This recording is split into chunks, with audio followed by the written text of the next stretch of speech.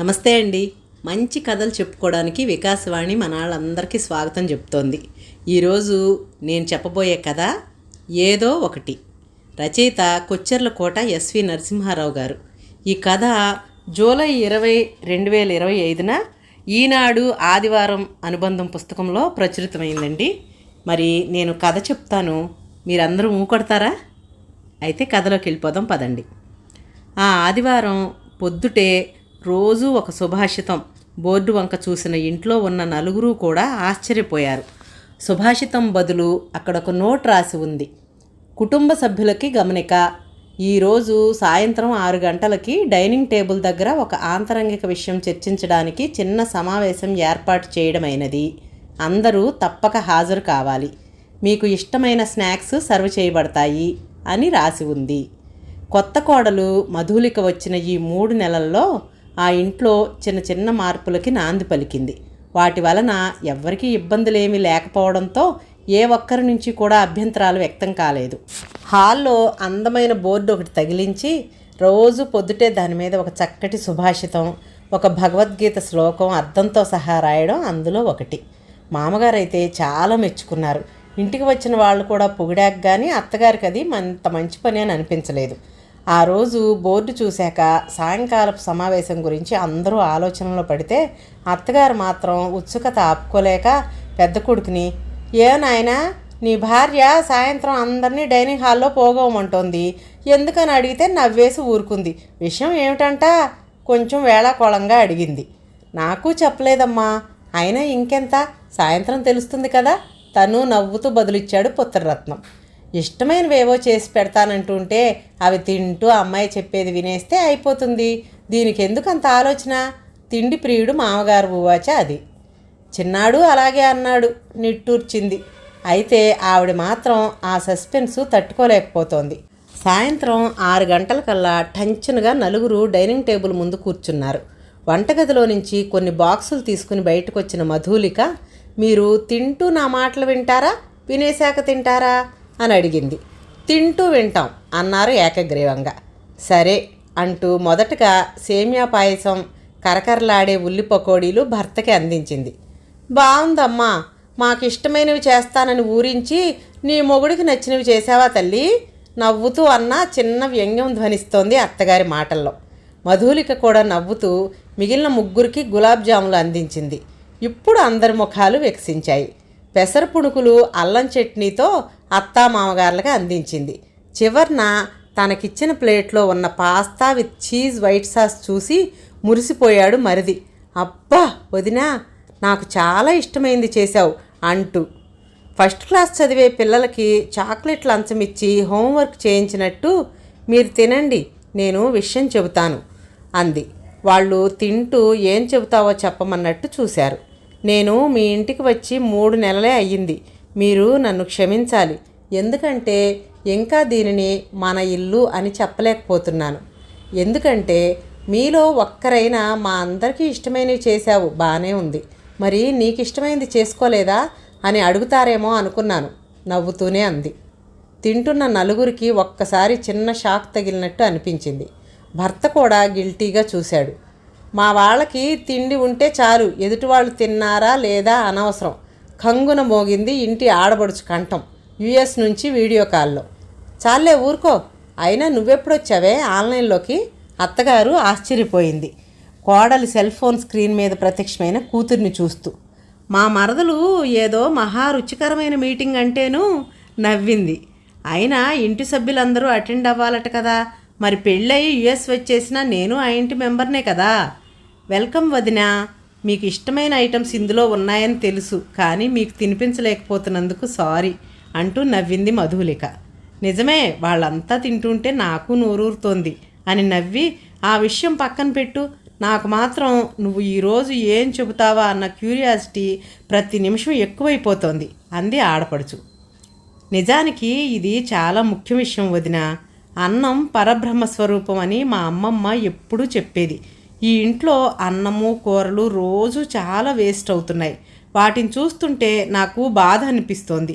ఇది చిన్న విషయం అని మీలో కొందరు అనుకోవచ్చు, కానీ ఒక్క బియ్యం గింజ కానీ ఒక్క కూరగాయ కానీ పండించలేని మనకి వాటిని వృధా చేసే అధికారం ఎక్కడిది? కాస్తో కూస్తో వేస్టేజ్ ప్రతి ఇంట్లోనూ ఉంటుంది, కానీ ఇక్కడ అది ఎక్కువగా ఉంటుంది. అందుకు ముఖ్య కారణం నేనే అనిపిస్తోంది విషాదంగా అంది మధులిక. దానికి నువ్వెలా కారణం అనుకుంటున్నావు? ప్రశ్నించింది ఆడపడుచు. నేను వంట చేసేది రాత్రిపూటే. అప్పుడే అన్నం కూరలు అవి ఎక్కువగా మిగులుతున్నాయి, అది తిన్న కంచాల్లో. వండినవి గిన్నెల్లో మిగిలిపోతే కొంతవరకు పర్వాలేదు, మన కుమారి తీసుకెళ్ళిపోతుంది. ఎవరు తిన్నా సద్వినియోగం అయినట్టే కదా. అయితే అందరూ అదేమీ అంత పట్టించుకోవాల్సిన విషయం కాదన్నట్టు స్నాక్స్ తింటూ చాలా క్యాజువల్గా వింటున్నారు. ముందుగా మిమ్మల్ని ఎవరిని హర్ట్ చేయాలన్న ఉద్దేశం మాత్రం నాకు అస్సలు లేదన్న విషయం మీరు అర్థం చేసుకోవాలి. నా వాదనకి సపోర్టింగ్గా మీకు కొన్ని వీడియోలు చూపిస్తాను, దయచేసి చూడండి అంటూ ఆ ఇంట్లో ఉన్న సీసీటీవీ ఫుటేజ్ నుంచి ఒక వీడియో టీవీలో ప్లే చేయగానే మరిది బ్రుకుటి ముడిపడింది. ఆ రోజు మరిదిగారు బయటికి వెళ్ళొచ్చి కొంచెం లేటుగా వచ్చారు. నేను దగ్గరుండి అన్నం వడ్డించాను, బెండకాయ వేపుడు కంది పచ్చడి. ఆయన తిని వెళ్ళిపోయాక చూస్తే నేను వడ్డించింది అంతా వదిలేసినట్టే అనిపించింది. అప్పుడు నేనేం అడిగానో వినండి. అదేమిటి, ఏమీ తినలేదు? ఆకలి లేదు వదినా, సారీ మళ్ళీ చెప్పడం మొదలుపెట్టింది. నేను అదే అనుకున్నాను, బయట నుంచి వచ్చారు కదా, ఫ్రెండ్స్తో కలిసి ఏదో తినేసి వచ్చారేమో అని. అయితే ఈ వీడియో చూడండి. ఒక అరగంట తర్వాత మరిదిగారే వీధి గేట్ దగ్గర కాపు కాశారు. అదిగో కాసేపటికి పిజ్జా డెలివరీ వచ్చింది. మొదట ఉలిక్కిపడ్డా, రెండూ ఒకరోజు జరిగినవి కావేమో లాజిక్గా లాగాడు మరిది. మధులిక ఊరికినే రకం కాదు, 2 ఫుటేజ్ల డేట్స్ టైము చూపించింది. చివరికి మొహం ముడుచుకుని ఏమో గుర్తులేదు అంటూ సిబిఐ ముందు రాజకీయ నాయకుడిలాగా చెప్పాడు మరిది. మామయ్య గారు క్షమించాలి, తర్వాత బాణం తన మీదే అని ఆయనకు అర్థమైంది. అబ్బే నేను అలా ఏం చేయలేదే, స్వాగతం పైకే అన్నాడు. అత్తగారు ఇష్టమన్నారని ఎలా చేయాలో మా అమ్మని అడిగి మరీ పరవల కూర వండాను, వంకాయ కాల్చి పచ్చడి చేశాను. ఆ రెండూ మీకు నచ్చవని నాకు తెలియదు, తినకపోతే పర్వాలేదు, కంచంలో వేసుకుని వదిలేయడం. మామగారిని ఇంకేం అనలేక ఆ వాక్యం పూర్తి చేయలేదు. ఇష్టం లేకపోవడం కాదమ్మా, నాకు బాగా గుర్తు. ఆ రోజు కడుపులో గ్యాస్ తన్ని చాలా హెవీగా ఉంటేనూ తినలేక వదిలేశాను అంతే, సర్ది చెప్పే ప్రయత్నం చేశాడు ఆయన. మధులిక నవ్వి, మీరు క్షమిస్తే ఇంకొక వీడియో చూపిస్తాను అంటూ ఆయన అనుమతి కోసం చూడకుండా మరో వీడియో ప్లే చేసింది. రాత్రి 11 దాటాక మామగారు మెల్లిగా హాల్లో ఉన్న ఫ్రిడ్జ్ తీసి ఏవో తినడం స్పష్టంగా కనిపించింది. ఉలిక్కి పడ్డాడు ఆయన. అదే తల్లి, గ్యాస్కి మందేసుకుంటేనూ గంటలో అంతా క్లియర్ అయిపోయి ఆకలేసింది. ఇక తట్టుకోలేక ఎదురుగా కనిపించినవి నోట్లో వేసుకున్నాను. అటువంటప్పుడు ఆకలేస్తే ప్లమ్ కేకు బర్గరు కాకుండా ఎదురుగున్న ఉన్న ఆపిల్నో బొప్పాయినో తినాలి కదా మావయ్య, నవ్వుతూ అడిగింది మధులిక. ఆ రోజు తను ఫ్రిడ్జ్లో దాచుకున్న బర్గర్ తిన్నది నాన్న, ఆశ్చర్యపోయాడు చిన్న కొడుకు. మా తమ్ముడు నాన్న కలిసి హాల్లో ఉన్న ఆ 2 సీసీ కెమెరాలు పీకించడం ఖాయం, పకపక నవ్వింది అమెరికా అక్క. అత్తగారికి కొంచెం కంగారుగా ఉంది, టీవీలో తర్వాత ఏం చూడాల్సి వస్తుందో అని. ఇప్పుడు నా వీడియోలు ఏం చూపించక్కర్లేదు, నేను ఎంతో కొంత వేస్ట్ చేసే ఉంటాను అని ఒక వెర్రి నవ్వు నవ్వి, ఇదంతా సరే, అసలు నువ్వు చెప్పదలుచుకున్నదేమిటి అని కోడల్ని అడిగింది. ఆ ఇంట్లో అత్తగారి స్థానం తెలిసిన మధులిక ఆవిడ్ని ఇబ్బంది పెట్టదలుచుకోలేదు. ఆవిడతో సత్సంబంధం తనకెంత ముఖ్యమో కూడా తెలుసు కాబట్టి ఆవిడ వీడియోలు పక్కన పెట్టేసి మళ్ళీ తను చెప్పడం మొదలుపెట్టింది. ప్రకృతి ప్రసాదించే వాటికి ప్రత్యామ్నాయం దొరకడం కష్టం. 1,00,000 రూపాయలు వెచ్చించిన ఒక గుప్పెడు బియ్యం, ఒక పండు, ఒక కూరగాయని ఏ ల్యాబ్లోనూ తయారు చేయలేం.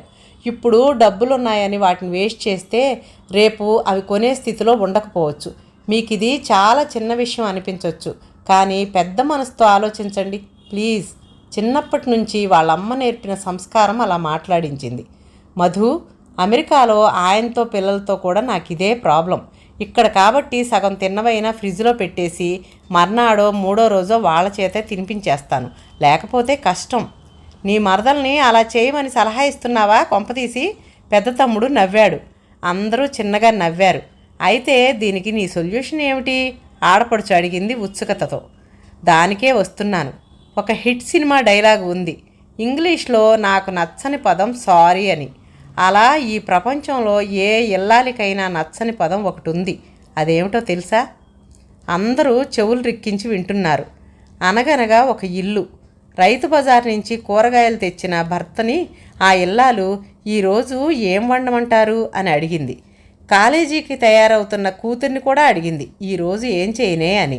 ఈరోజు ఆఫీస్కి త్వరగా వెళ్ళాలి అన్న కొడుకుని అడిగింది, బాక్స్లో ఏ ఇవ్వాలిరా అని. తీరికగా పేపర్ చదువుకుంటున్న మామగారిని అడిగింది, మావయ్య అన్నంలోకి ఏం వండను అని. మంచాన పడిన అత్తగారిని మాత్రం అడగలేదు, అన్నీ అపత్యాలే చెబుతుందని. ఆవిడ మినహా అందరూ చెప్పిన జవాబు ఒకటే. తెలుగు మాటల్లో నాకు నాలాంటి ఎందరో గృహిణులకి అస్సలు నచ్చని ఆ మాట ఏదో ఒకటి అన్నదే. అందరూ ఆలోచనలో పడ్డారు. ఏదో ఒకటి వండమంటే చాయిస్ అమ్మలదే కదా, ఇంకేం అని మీరు అనవచ్చు. కానీ కంచం దగ్గరికి వచ్చేసరికి సీన్ మొత్తం మారిపోతుంది. అబ్బా టొమాటో పప్పా అని నిట్టూర్చేవాళ్ళు ఒకళ్ళు, దోసకాయ పచ్చడా, నేను గుడి నుంచి తెచ్చిన కొబ్బరి చెక్కలున్నాయిగా అని గుర్తు చేసేవాళ్ళు ఒకళ్ళు, బాక్స్లోకి దొండకాయ కూర చల్లారాక చప్పగా అయిపోతుంది అని మొహం ముడుచుకునేవాళ్ళు ఇంకొకరు. ఎప్పుడూ సాంబారేనా, మజ్జిగ పులుసు లాంటివి చేయొచ్చు కదా అంటూ విసుక్కునేవాళ్ళు మరొకరు.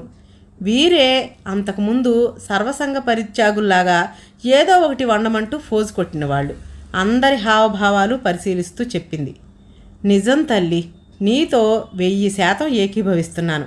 అందుకే నేను పొద్దుట వంట చేసేటప్పుడు ఎవరు ఏం తింటారో పట్టించుకోను. ఫ్రిడ్జ్లో కనపడిన వాటితో నాకు తోచినవి చేసి పారేయడమే. వీళ్ళందరి వేషాలు చూసే నేను అలా తయారయ్యాను. వాళ్ళని అడిగామో అదే సమాధానం, నీ ఇష్టం అమ్మా, ఏదో ఒకటి చెయ్యి అంటారు, కానీ తినరు. నువ్వు రేపటి నుంచి నీకు ఇష్టమైన వండి అక్కడ పెట్టేయి, తిన్నవాళ్ళు తింటారు విసుగ్గా చెప్పింది అత్తగారు.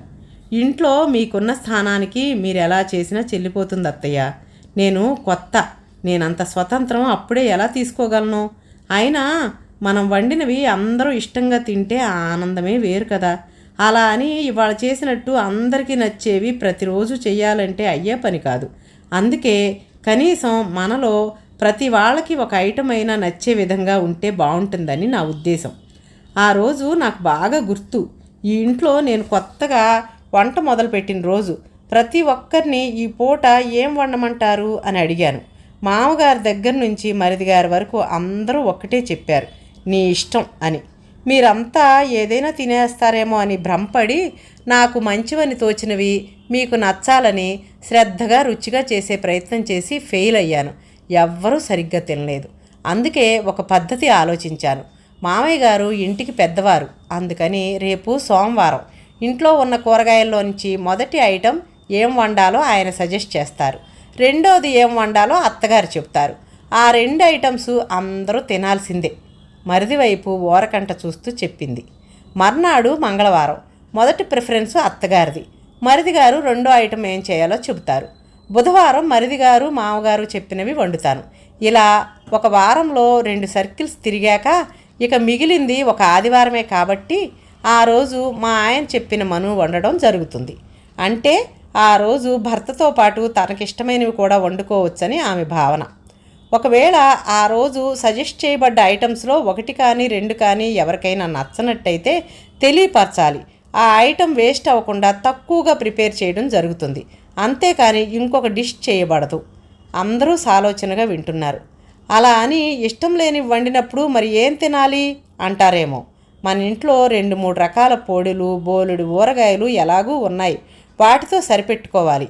లేదు బయట టిఫినో పిజ్జాలో తినే ఉద్దేశం ఉంటే నాకు ముందుగా తెలియబరిస్తే అన్నం కూడా తక్కువ వండి వృధా అవ్వకుండా చూసుకోవచ్చు. ముఖ్యంగా మరిదికే వర్తిస్తుంది ఈ మాట. కావాలనే అతని కేసు చూడకుండా చెప్పింది. బాగుంది, కానీ ఆ రోజు ఏ కూర వండాలో నీకు చెప్పాలంటే ఇంట్లో ఏ కూరలు ఉన్నాయన్నది అమ్మకైతే ఐడియా ఉండొచ్చు, నాన్నకి తమ్ముడికి తెలిసే అవకాశం లేదు. అంటే ప్రతిరోజు నువ్వే వాళ్ళకి ఆ లిస్ట్ అంతా చదివి వినిపించి ఏం వండాలో కనుక్కుంటూ ఉండాలి. కష్టం కదా. ఆడపడుచు డౌట్ బయటపెట్టింది. అక్కర్లేదు, దానికో సులువైన మార్గం ఉంది. దానిని బేస్ చేసుకునే ఈ ప్లాన్ చేశాను. చిత్రం ఏమిటంటే ఆ ఉపాయం మన కుమారిని చూసి నేర్చుకున్నాను నవ్వుతూ చెప్పింది. అందరూ ఆశ్చర్యపోయారు. మన పని అమ్మాయి ఐడియా ఇచ్చిందా అని. అవును, కుమారి అక్క చెల్లెళ్ళు అంటే కజిన్స్తో కలిపి దాదాపు 10 మంది ఉన్నారు. వాళ్ళు మొత్తం 40 వరకు ఇళ్లల్లో రోజు పనిచేస్తున్నారు. మీరు గమనించే ఉంటారు, ఏ రోజైనా కుమారికి కుదరక పని మానేస్తే మనకి ఇబ్బంది కలగకుండా ఎవరో ఒకరు వచ్చి పనిచేసి వెళ్తున్నారు. ఇదంతా వాళ్ళకి టైపింగ్ రాకపోయినా వాట్సాప్లో వాయిస్ మెసేజ్ ఇవ్వడం నేర్చుకుని, ఈరోజు నాకు ఫలానా ఇల్లు చేయటం కుదరట్లేదు అని మెసేజ్ పెడితే వీలున్న వాళ్ళు ఎవరో ఒకరు నేను చేస్తాను అని రిప్లై పెడతారు. అలా వాళ్ళలో వాళ్ళు మేనేజ్ చేసుకుంటున్నారు. డిగ్రీ చదువుతున్న పిల్లల ద్వారా టెక్నాలజీని నేర్చుకుని అద్భుతంగా వాడుకుంటున్నారు. అవునా అన్నట్టు అవాక్కే చూస్తున్నారు శ్రోతలు. వదినా, మా పెళ్ళికి వచ్చినప్పుడు మీరు అత్తయ్య గారికి వాట్సాప్ ఎలా వాడాలో నేర్పించి మంచి పని చేశారు. మిగతా వాళ్ళకి ఎలాగో వచ్చు. మా ఫోన్లలో ఈరోజు వంట అని ఒక వాట్సాప్ గ్రూపు ఏర్పాటు చేస్తాను. ఇంట్లో ఉన్న కూరగాయల లిస్టు ఏ రోజుకు ఆ రోజు దాంట్లో పిన్ చేస్తాను. ఇందాక నేను చెప్పిన వ్యవహారం అంతా ఆ గ్రూప్లో నడిచిపోతుంది.